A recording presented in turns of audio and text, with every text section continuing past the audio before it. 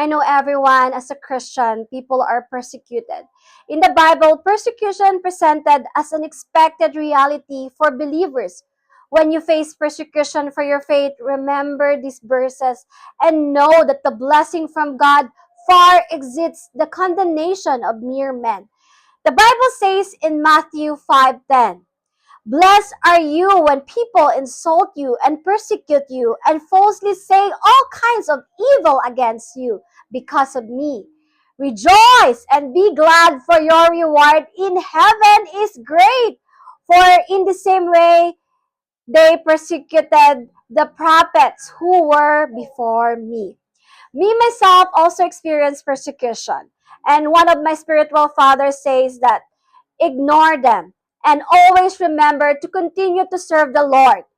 Few only persecuted you, remember, few, but many were blessed by your faith by the Lord in God.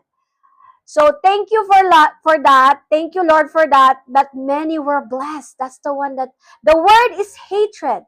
In the Gospel of John, Jesus prepares his disciples by explaining that because they are not of the world will hate them as it hated them.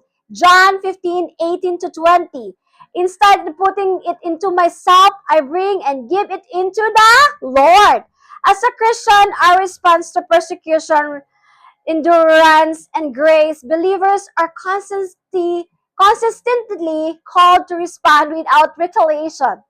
They are instructed to bless those who persecute them. Romans 12:14, and entrust their circumstances to God's ultimate justice, divine comfort. Passage like 2 Corinthians 1 emphasize that God provides deep comfort during affliction, enabling believers to comfort others facing similar trials. Internal perspective. In Romans 8:18, Paul frames earthly suffering as a temporarily and incomparable to the future glory that will be revealed. What does God say to people who persecute you? To respond with love, prayer, and blessing rather than retaliation, according to Jesus in Matthew 5:44. Instead of cursing those who cause harm, believers are instructed to pray for them, which demonstrate their position as children of God. That's a beautiful word for today that we can put and impose into our lives.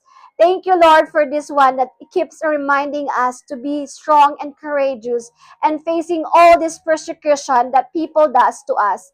But continue to serve the Lord because the Lord is with you. And remember, God loves you so much, He will never leave you. Amen. Glory to God. Have a blessed day, everyone.